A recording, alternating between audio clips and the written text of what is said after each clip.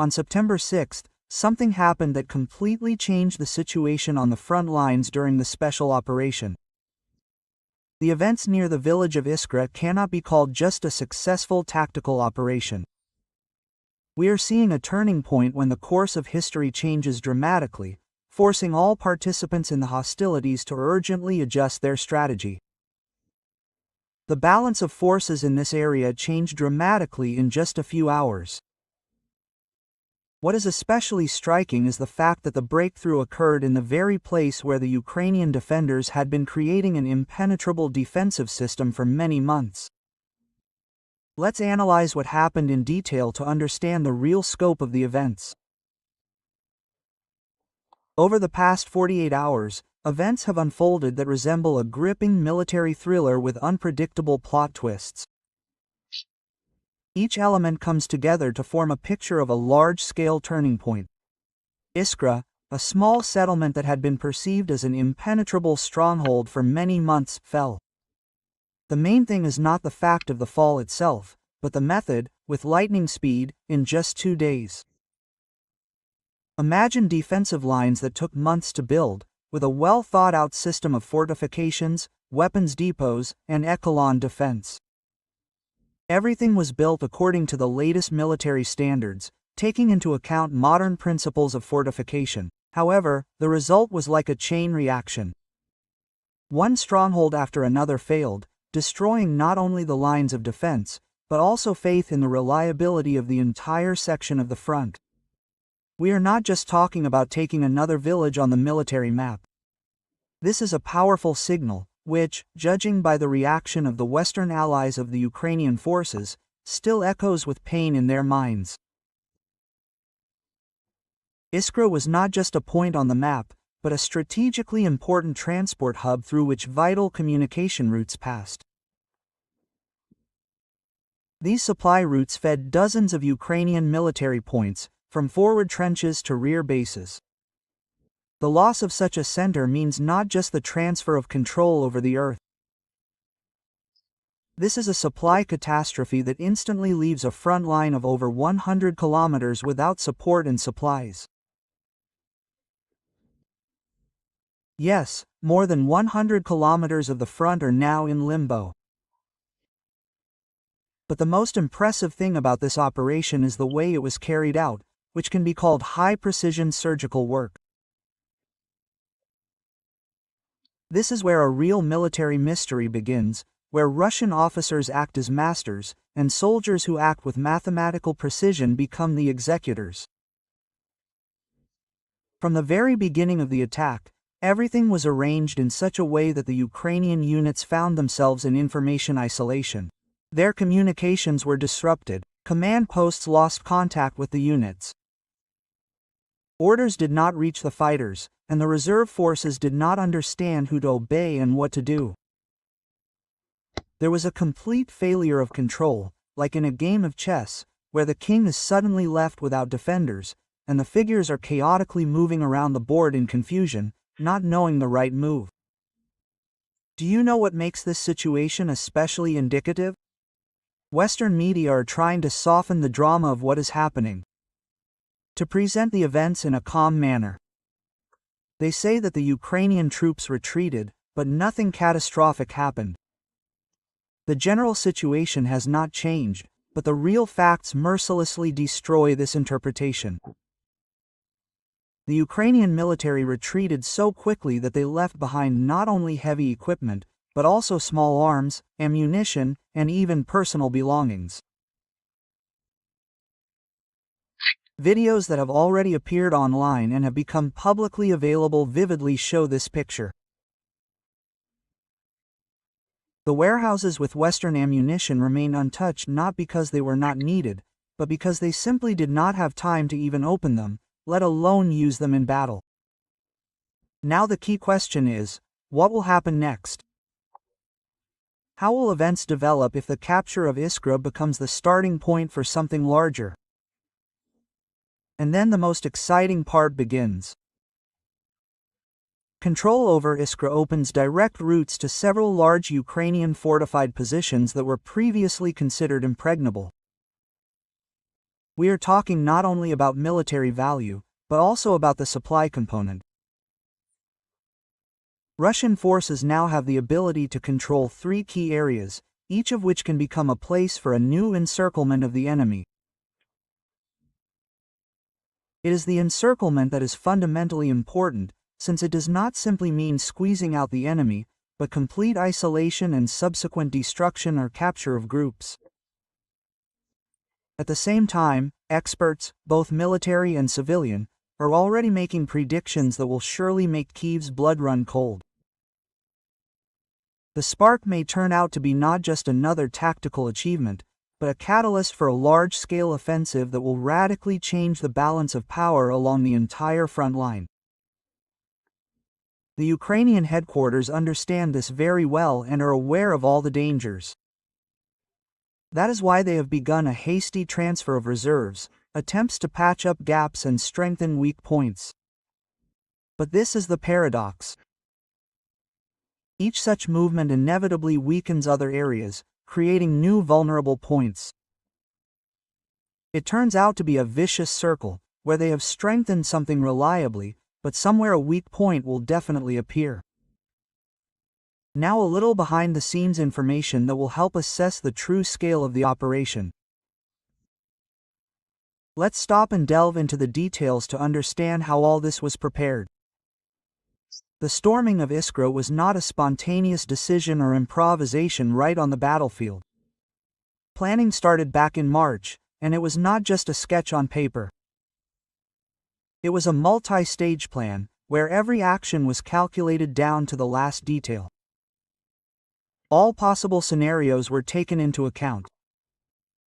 Russian intelligence, as it became known from open sources, did not just observe the enemy from afar. It penetrated into the very heart of its rear operations. A full-fledged intelligence network was created, which functioned for months in the depths of Ukrainian territory completely unnoticed, never revealing itself or arousing suspicion. Ukrainian counterintelligence completely missed this multi-month operation, did not record a single alarm signal. The agent network monitored absolutely everything: the movement of equipment and cargo, the changing of the guard, the security regime, every delivery of supplies, every departure of vehicles was put into a dossier, analyzed, compared with other information and formed a detailed picture, which became the basis for the plan. From this mosaic of data a plan was born, which today has been brilliantly implemented. But that is not all that should be known about this operation. So, let's return to the origins of this story. Intelligence activity became the very trigger that ensured the capture of Iskra.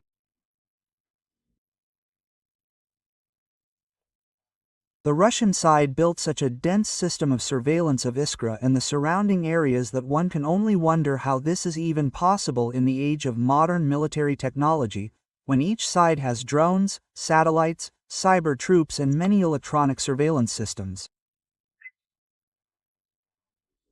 But the fact is there: the Ukrainian special services did not reveal anything alarming, absolutely nothing. As if no one was active anywhere.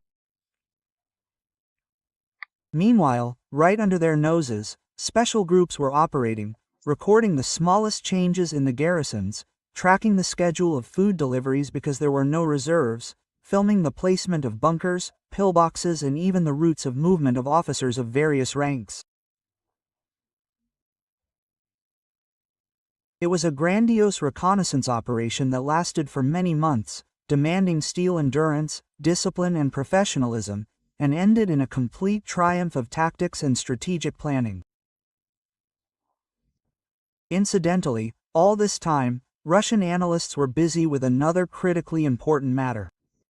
They analyzed the defense of the spark layer by layer, not perceiving the fortifications as a frozen picture, but systematically studying the structure of minefields, vulnerable points, organization of supplies and logistics. An interesting and very revealing circumstance came to light. Yes, fortifications existed, and quite powerful ones. Reinforced concrete structures, anti-tank obstacles, firing positions. All this was erected on a grand scale. But this entire force had one fundamental flaw. It was designed exclusively for a frontal attack, for a classic assault scenario. And here the Ukrainian military made a serious strategic mistake. They took as a basis the Western model of fortifications, where the enemy attacks predictably, in waves across open terrain, without any special tricks. And here is a completely different enemy, who thinks outside the box, attacks unexpectedly and prefers flanking maneuvers, flank attacks and sudden penetrations. As a result, this entire concrete colossus turned out to be useless and even harmful, creating the illusion of impregnability. Add to this another fatal factor: the placement of ammunition and fuel. The Ukrainians placed all this too close to residential areas in populated areas. The logic is clear. They expected that it would be safer there, that the aviation would not touch it because of the threat to civilians. But in practice, it turned out to be a real trap, since it is impossible to protect these warehouses during a massive attack, especially with disrupted communications. And when communications are paralyzed, complete isolation, chaos and panic set in.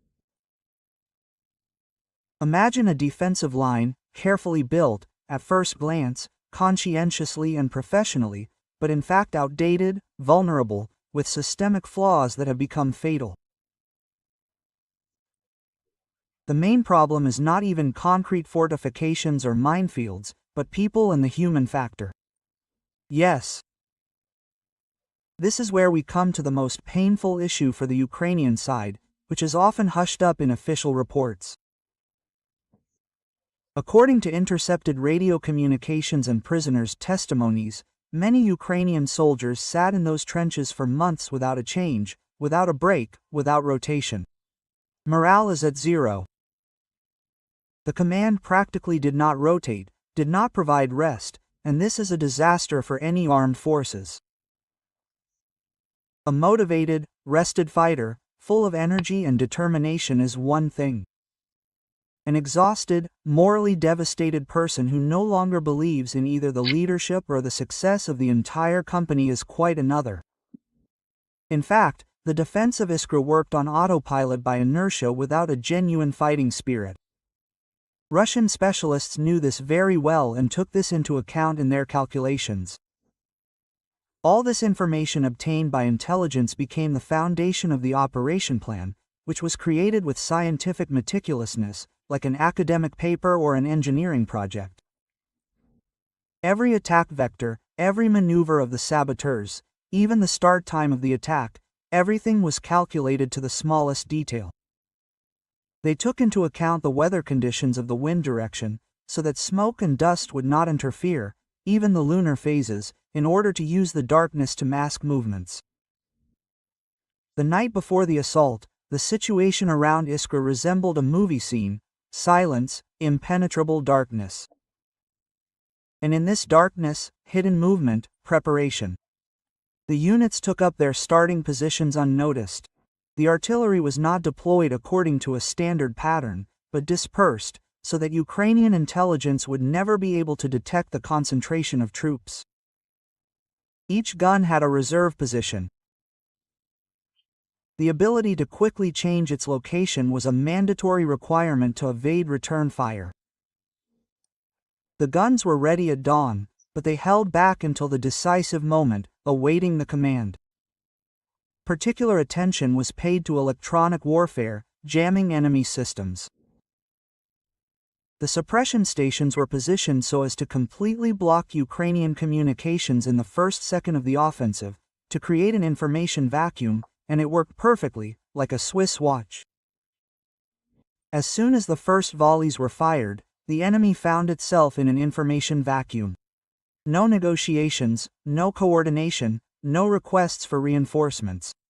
Only silence, deafening silence. And in this silence a real hurricane of fire and maneuvers broke out, as well as sabotage groups, which played a key role. 7 days before the main attack, they were already in the rear, located near key facilities, headquarters, warehouses, hangars, fuel and equipment. Their task was extremely clear: to strike at the very first moment, when the Ukrainians would be maximally disorganized and defenseless. And you know what? No one has detected them at all, not even the slightest hint. Ukrainian intelligence has blinked again, not noticed the penetration. And then comes that very moment, the culmination of all the preparations. 11 p.m. Permission to act is received on all channels. Full combat readiness is declared. Commanders conduct final briefings. Communications within the units are checked. Ammunition is distributed among hands. Medics are in position. Evacuation routes are prepared and marked. Everything works like clockwork with impeccable synchronization. The mood is tense, but without panic, rather focused, professional, because everyone in their place understands that what is at stake is not just a spark, but the entire subsequent phase of the campaign, future operations in this sector. And on the opposite side, it is an ordinary night. Routine. The Ukrainians do not suspect anything. The guards are on duty according to schedule. The usual negotiations about current affairs are on the air. No signs of anxiety or concern. Everything is as usual, like any other evening. And then came the turning point. 4:30 in the morning. The silence that had enveloped Iskra all night was shattered in an instant by a roar. The roar was so loud that, according to eyewitnesses, even the walls of underground shelters were shaking and the floors were trembling. Rocket artillery began working at full power. But this was not just a chaotic firefight over areas. No, this was a targeted, precise and mercilessly effective shelling, where each shell flew along a calculated trajectory. The very first series destroyed the headquarters, and not just one or two, but all the key command posts in the area without exception. Ukrainian commanders were literally cut off from their troops, from reality. No one could contact anyone. There were no orders, no clear understanding of what was happening. Only chaos and uncertainty. In the first 10 minutes, the Ukrainian control system simply dissolved, disappeared, as if someone had pressed the off button and the whole mechanism had stopped. Then the events developed even more rapidly, like a snowball gaining momentum. In parallel with the artillery, sabotage groups began working in the rear. And this was already an absolute nightmare for the defenders. An ammunition depot flares up. Like a Christmas tree on fire. Bright and uncontrollable. Behind it is a fuel storage facility. Explosions thunder one after another. Then another hangar with equipment. Huge columns of black smoke rise above the city, like disaster signals visible from afar. Panic grows not just from fear of the flames, but because no one understands what is happening at all, where the strikes are coming from, who is attacking and how to react. And the Ukrainian artillery tried, of course, to fight back, to return fire, but the guns fired randomly, without coordination, mostly blanks, at empty fields or their own positions.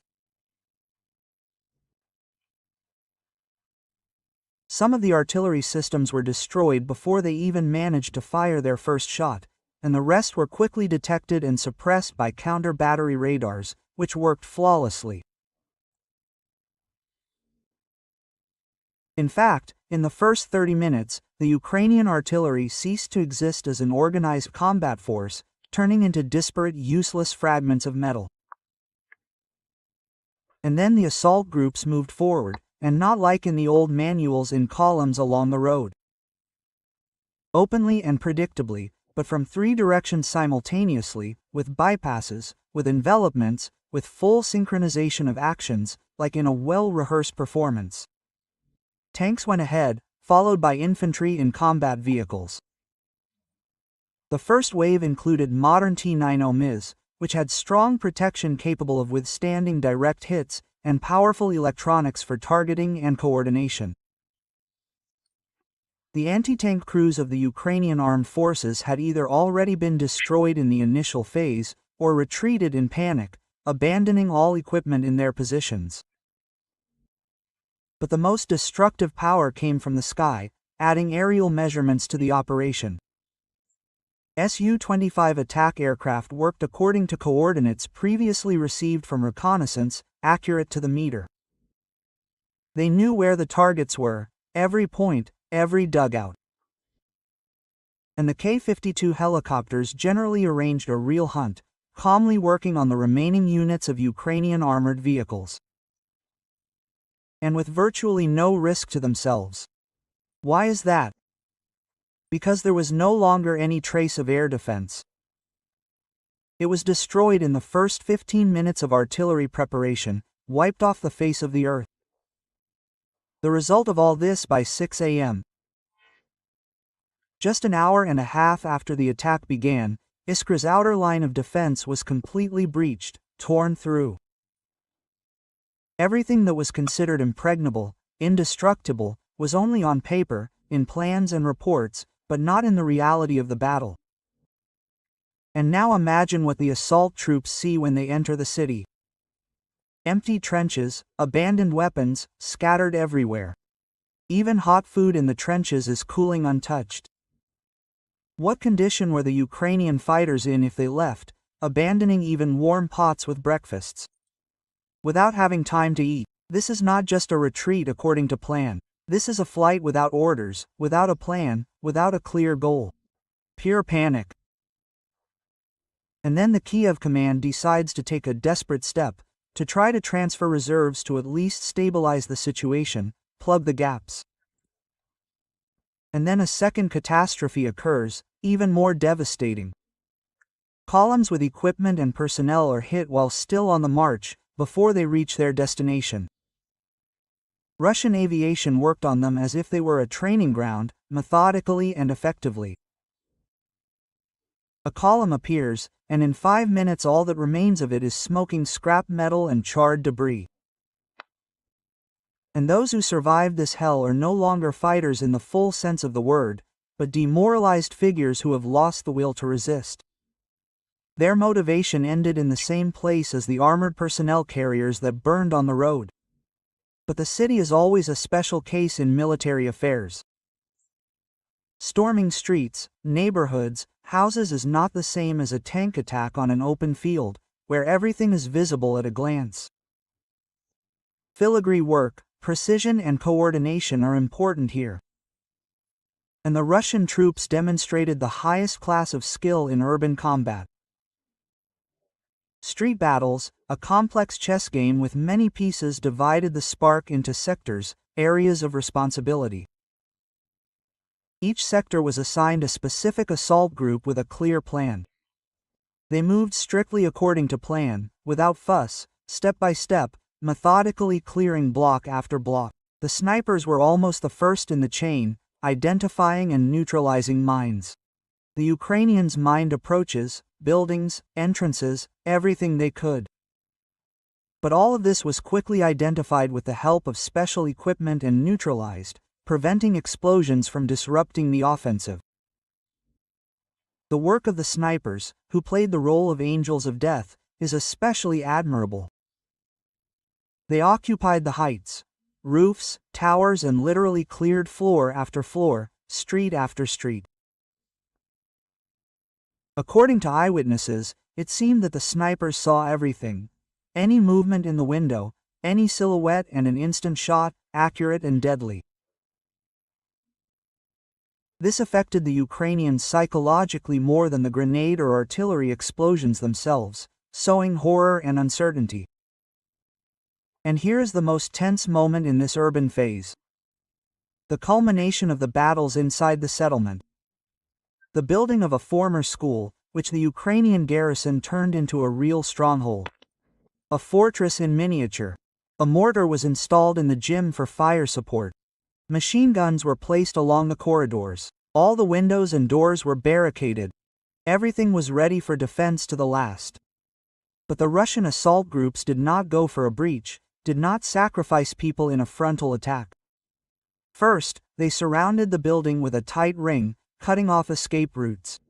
Then, snipers suppressed the upper floors, knocking out firing points one after another. And only after that, when the resistance weakened, they broke inside through the basement, using the element of surprise. The battle inside lasted 40 minutes, intense, with close combat, but the end was predictable. The resistance was broken. 23 fighters surrendered, including the unit commander who coordinated the defense. The trophies are impressive and speak for themselves. Western weapons in excellent condition. Brand new equipment, everything is intact. They simply did not have time to use them in battle, they did not even have time to unpack some of the boxes. By 2 p.m., the resistance in the city center was finally broken, completely suppressed. The remnants of the Ukrainian groups tried to break through to the outskirts, but all the routes were already blocked. All roads are under control. Those who managed to surrender raised their hands. Those who did not remained under the rubble of destroyed buildings. The last center of resistance was in the basement of one of the multi-story buildings, where stubborn people had settled in, who even opened fire on the parliamentarians who were trying to offer capitulation. They had to storm it quickly, harshly, using special means, flashbang grenades, smoke bombs. The end is logical, the center is eliminated. The result of the day. A spark with minimal losses for the attackers with maximum effect for the entire operation. The last shot was fired. The last center of resistance died out. The last message on air confirmed. Iskra is completely under the control of Russian assault groups. This is not just a victory in a local battle. This is a landmark moment, almost symbolic for the entire company. Look, everything that happened here in just 2 days actually turns upside down a whole layer of military planning, changes approaches to defense and offense, and not only military. This affects the political picture, diplomacy. This is no longer a tactical episode in a long war. This is a systemic failure in the Ukrainian strategy, which shows that their defensive model, despite all the NATO infusions of billions of dollars, simply could not withstand the real load, the real pressure in combat conditions. And now the main thing. Why is this so important and why are all the analysts talking about it? Firstly, Iskra is not just a small town, somewhere on the front line, forgotten by God. It is a hub through which supplies went in a whole bunch of directions: food, ammunition, fuel. Roads, highways, railways converge there, the whole logistics. The loss of such an object is like pulling teeth out of your jaw. Everything else starts to wobble, to lose stability. And now this wobble has already begun, spreading to neighboring sectors. Secondly, the fall of the spark opens a direct path to 3 strategic strongholds of the Ukrainian armed forces. We will not name them specifically here for security reasons, but believe me, we are talking about key links in their defensive chain, on which control over the region depends. Holding them now means either grinding reserves into nothing, wasting people and equipment without results, or abandoning everything and retreating, as it was in Iskra, repeating the scenario. Thirdly, and this is not discussed at all, the psychological effect of this operation is enormous. It outweighs even tactical achievements. Just imagine, you are a commander in the neighboring sector. Yesterday you were sure that you would be destroyed by the spark and that this fortress stood with a death grip, unshakable. And today everyone brings you a report. The city has fallen in 2 days. What will be your mood? What motivation? That's right, either everything is lost, or we urgently need to find a place to retreat to, how to save ourselves. That's why there's already panic and chaos in the neighboring garrisons. Intercepted conversations of the Ukrainian armed forces. Communication is not about clear orders now, but about complete chaos, a mix of fear and confusion. People on the ground do not understand what to do next. Some companies are demanding immediate evacuation. Others have stopped communicating altogether and are hiding. And in Kyiv, there is hysteria in the headquarters, because there are no clear answers to the questions. Why didn't the intelligence work? Where was the air defense? Why did no one see the preparation of the operation for months? And the main question hanging in the air, what to do now? How to fix the situation? Western curators are also in shock. Their generals believed in the Ukrainian fortified areas as a modern version of the Maginot Line, impenetrable. They poured billions of money into it, built, trained, and all in vain. Now that the dust has settled, and the map on the table has changed beyond recognition, it is high time to ask not tactical, but global questions that determine the future.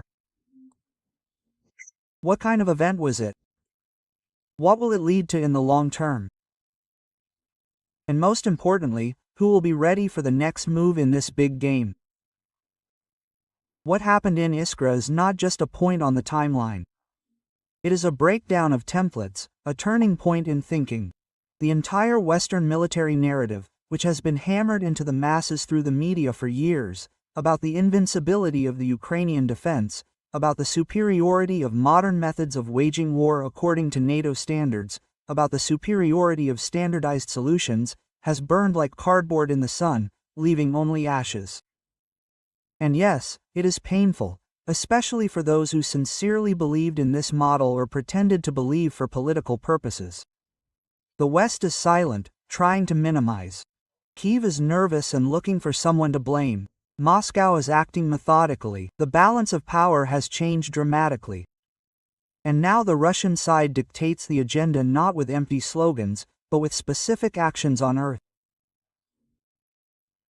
The spark became a manifestation of a new approach, targeted, verified, tough, without unnecessary pathos, but with a tangible result that cannot be ignored. As for the future, everything is simple and predictable. Negotiations are just around the corner, and on completely different terms than before. Those who won on the field are confidently sitting at the negotiating table, and not those who make excuses and look for the guilty among their own in their ranks. Those who do not lose the initiative, but shape reality with their actions. And here it is important to understand that all this is not about emotions, not about the media picture in the news. This is about resources, about the pace of operations, about the ability to maintain and expand control over territory. The spark became the beginning of a chain reaction that can no longer be stopped either by diplomats with their statements or by new arms deliveries. The armed forces of Ukraine are now experiencing a crisis of confidence not only among the personnel, who are demoralized, but also among those who finance them from overseas. Because losing the spark is a temporary black stripe. This is a marker, an indicator that the entire system is not holding up, is cracking at the seams. And when this is realized in Brussels and Washington at the highest level, completely different conversations will begin.